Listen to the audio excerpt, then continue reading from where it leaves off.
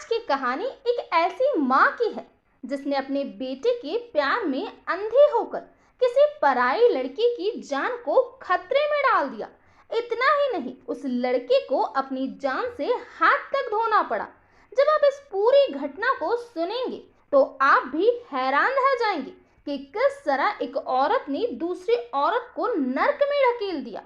कहानी शुरू करें उससे पहले अगर आपने अभी तक मेरे इस चैनल को सब्सक्राइब नहीं किया तो सबसे पहले चैनल को सब्सक्राइब कर ले। नमस्कार दोस्तों, मेरा नाम है काव्या और एक बार फिर से एक नई कहानी के साथ आप सभी का स्वागत है।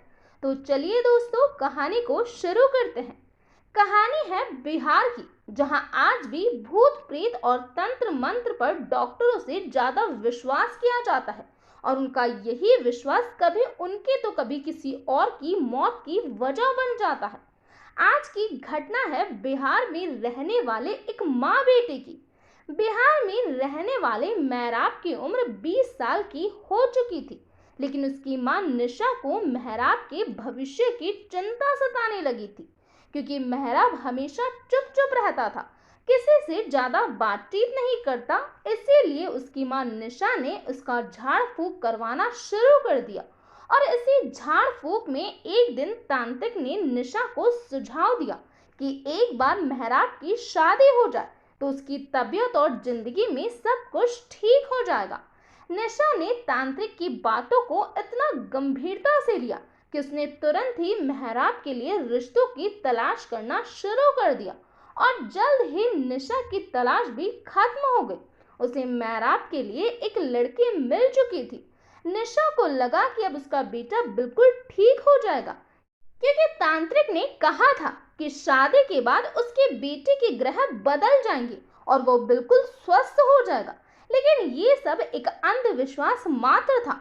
हकीकत इन सब से बिल्कुल परे थी, बल्कि इससे भी काफी भयानक थी। दरअसल हुआ यूं कि निशा ने अपने बेटे की शादी काफी जल्दबाजी में की, इसीलिए लड़की वालों को लड़के के बारे में कुछ पता करने का वक्त ही नहीं मिला।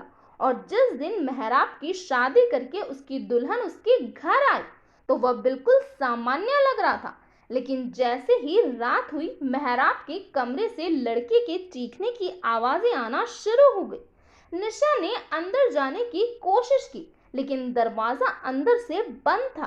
करीब 2 घंटे तक दुल्हा दुल्हन के कमरे से चीखने की आवाजें आ रही थी। उसके बाद अचानक कमरे में शांति हो गई। इसके बाद सुबह जब निशा उठी तो उसकी बहू घर से गायब थी, क्योंकि वो अपने मायके जा चुकी थी।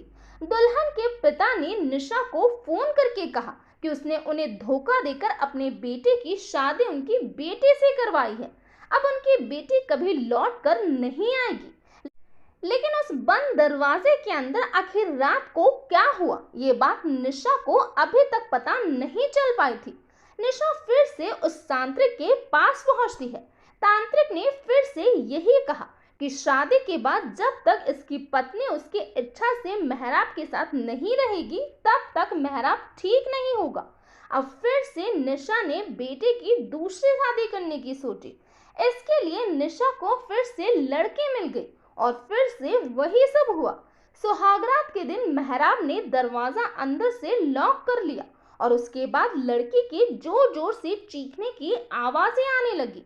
निशा बेबस होकर दरवाजे के बाहर से अपने बेटे को आवाजें लगा रही थी, लेकिन अंदर की स्थिति में कोई बदलाव नहीं हुआ।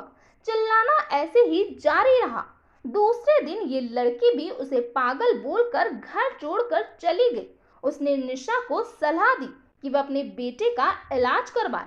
हालांकि मेहराब की दूसरी पत्नी ने भी बंद कमरे के अंदर क्या हुआ ये नहीं बताया, जबकि निशा ने काफी प्रयास किए कि उसे पता चल जाए कि आखिर सुहाग रात पर ये चीखने की आवाजें क्यों आती है। लेकिन निशा ने एक बार भी ये नहीं सोचा कि वह उसके बेटे को डॉक्टर के पास लेकर जाए। उसे बस तांत्रिक की कही हुई बातें ही याद थी और वो थी उसके बेटे की शादी। अब निशा ने मेहराब की तीसरी शादी की तैयारियां शुरू कर दी, लेकिन तीसरी शादी इतनी आसानी से नहीं होती। जिन लोगों को पता था कि मेहराब की 2 शादियां हो चुकी है, वह मेहराब की हकीकत से वाकिफ थे। ये बात निशा को अच्छे से मालूम थी। इसीलिए निशा ने अब एक गरीब परिवार की लड़की को खरीद कर अपने बेटे की तीसरी शादी करवाने की सोची थी। जैसा निशा ने सोचा था वैसा जल्द ही संभव भी हो गया। लेकिन इस बार कुछ ऐसा हुआ जिसकी कल्पना निशा ने कभी नहीं की थी।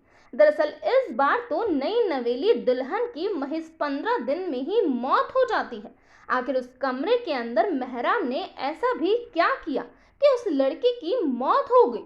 अब एक घर में एक लड़की की मौत हुई थी और वो भी एक नई नवेली दुल्हन की। तो आस पड़ोस के लोगों ने पुलिस को सूचना दी। पुलिस तुरंत ही घटना स्थल पर पहुंच गई। उधर लोग दबी आवाज में बात कर रहे थे कि ऐसा तो होना ही था। पुलिस को मामला कुछ समझ नहीं आ रहा था। पुलिस ने जब लोगों से पूछताछ शुरू की तो पता चला कि ये मेहराब की तीसरी शादी है। इसके बाद पुलिस पूछताछ के लिए दोनों माँ बेटे को थाने लेकर आई।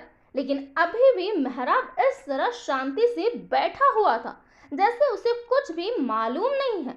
उधर निशा ने गिड़गिड़ा कर पुलिस से माफी मांगते हुए अपनी तीसरी बहू की मौत की जो कहानी सुना वो सुनकर पुलिस भी चौंक उठी। निशा ने पुलिस को बताया कि उसके बेटे की ये तीसरी शादी थी। इससे पहले उसकी 2 पत्नियां उसे छोड़कर जा चुकी है।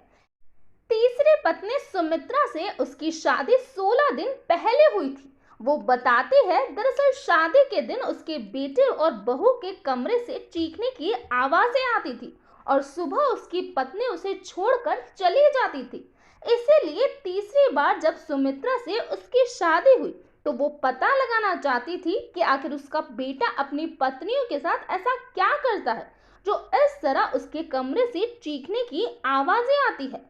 और इसीलिए तीसरी बार सुहाग रात पर पहले ही वो अपने बेटे और बहू के कमरे में छिप कर बैठ गई और उस दिन वो अपने बेटे का जो रूप देखती है वो देखकर उसके होश उड़ जाते हैं।